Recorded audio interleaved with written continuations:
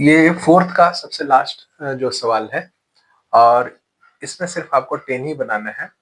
मैंने 12 ही पूरा बना दिया है, आपको जो भी अच्छा लगे बस 10 ही बनाना है आपको। The mean of statistical distribution is 8.1 summation of F I X I 132 plus 5 के दिया हुआ है और समेशन ऑफ एफ आई जो है वो 20 दिया हुआ। फाइंड द वैल्यू ऑफ के का वैल्यू फाइंड आउट करना है। देखो बेटा, यहाँ पर तुम्हारा मीन दे दिया है, यहाँ पर मीन दे दिया है। मीन मतलब एक्स का एक्स बार तुम्हारा दिया हुआ है कितना, 8.1 दे दिया है।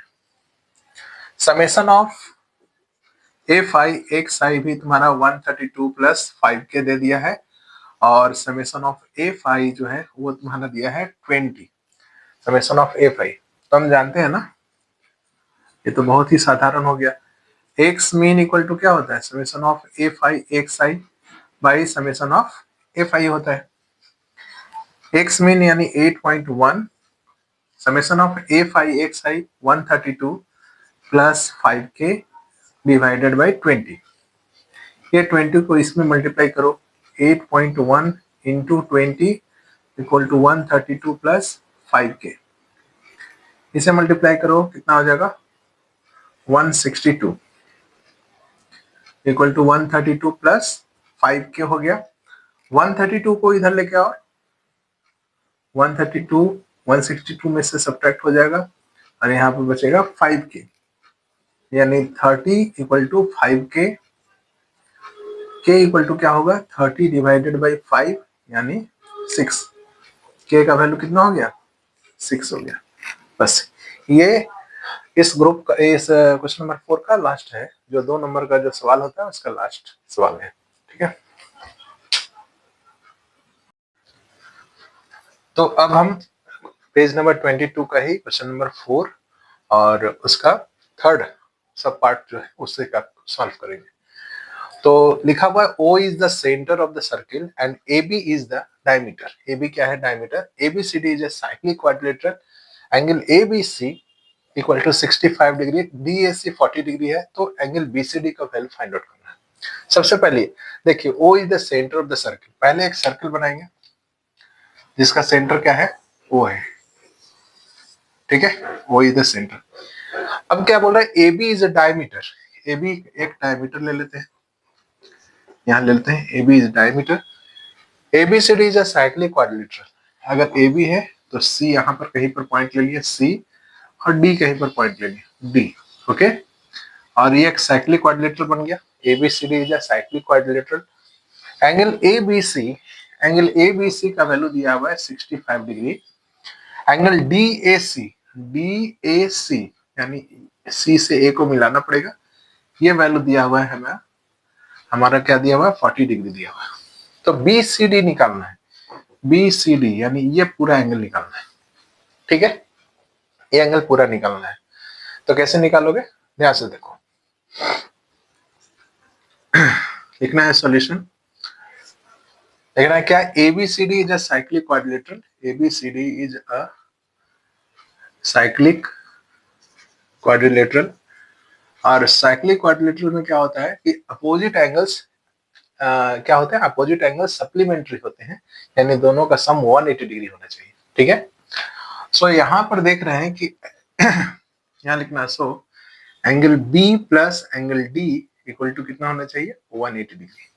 Angle B plus angle D, opposite angles are supplementary in quadrilateral, opposite angles are supplementary. ठीक है, तो यहां पर क्या हो गया कि एंगल B का वैल्यू है, एंगल B का वैल्यू 65 डिग्री है, तो एंगल D का वैल्यू हमें निकाल लेना है 180 डिग्री। तो एंगल D का वैल्यू यहाँ पर निकल गया 180 डिग्री माइनस 65 डिग्री यानी 115 डिग्री। कितना हो गया 115 डिग्री हो गया एंगल D का वैल्यू। ठीक है, अब मुझे मिल गया ये value angle D 115 degree. Okay, और इस ट्रायंगल में देखो, ट्रायंगल ADC में देखो, इन ट्रायंगल ADC में देख रहे हैं angle D plus angle DAC D A C कौन सा, ये 40 डिग्री, डी ए सी और plus angle A C D, angle A C D ये कितना हो जाएगा 180 डिग्री, क्योंकि एक ट्रायंगल का टोटल सम कितना होता है, सम ऑफ एंगल्स कितना होता है 180 डिग्री होता है। तो sum of angles of triangle equal to 180 degree होता है, इसलिए हम इसे कर लिए। 180 डिग्री का वैल्यू कितना दिया हुआ, सॉरी डी का वैल्यू दिया हुआ 115 डिग्री, एंगल डी ए सी का वैल्यू दिया है 40 डिग्री और एंगल ए सी डी का वैल्यू तुम्हारा कितना दिया है 180 डिग्री। तो ये कितना हो गया 155 डिग्री, दोनों को ऐड करोगे उधर लेकर जाओ, एंगल ए सी डी का वैल्यू हो जाएगा 180 डिग्री माइनस 155 डिग्री, तो यहाँ से 25 डिग्री निकल गया, 155 डिग्री, तो यहाँ से मिला हमारा 25 डिग्री। तो ये वैल्यू जो है, ये वाला ध्यान से देखो, ये वैल्यू मेरा मिल गया 25 डिग्री, ठीक है, ये वैल्यू मिल गया है 25 डिग्री ये वाला, ठीक है। अब इसके बाद क्या करना है, इसे देखो, ए बी तो डायमीटर है, साफ साफ लिखा A B is a diameter, और डायमीटर से कोई भी सरकमफेरेंस पर एंगल बनता है तो वो कितना है 90 डिग्री। तो ये एंगल जो है, एंगल बी सी ए जो है वो कितना बन जा रहा है 90 डिग्री, बी सी ए कितना हो जा रहा है 90 डिग्री, ठीक है। इसको मिटाकर हम बता रहे हैं।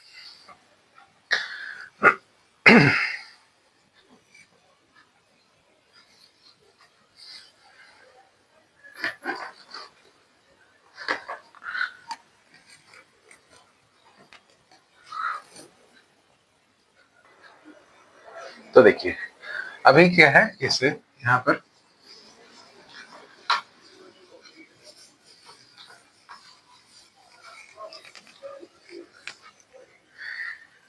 पर मुझे मिल गया है कि एंगल डी सी ए या ए सी डी का वैल्यू हमारे पास कितना है 25 डिग्री है, कितना है 25 डिग्री है। सिंस यहाँ लिखोगे since A B is diameter, A B एक डायमीटर है, डायमीटर, सो ए बी अगर डायमीटर है so angle A C B equal to 90 degree हो गया, ए सी बी क्या हो जाएगा 90 डिग्री होगा। यहाँ लिखना है angles in the semi circle, angles in the semi circle,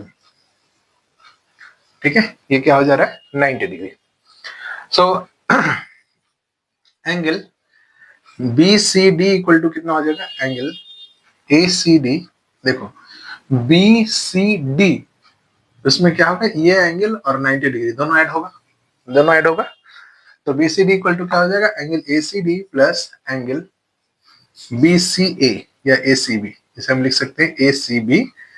तो ए सी डी का वैल्यू है 25 डिग्री, है ना, ए सी डी का वैल्यू 25 डिग्री और ए सी बी का वैल्यू है 90 डिग्री, दोनों को ऐड करेंगे 115 डिग्री, तो ये वैल्यू जो हो रहा है ये 115 डिग्री का हो जाएगा, कितना हो रहा है 150 degree, 15 degree. So B C D equal to कितना है 115 डिग्री हो जा रहा है, ये आंसर हो जा रहा है, ठीक है।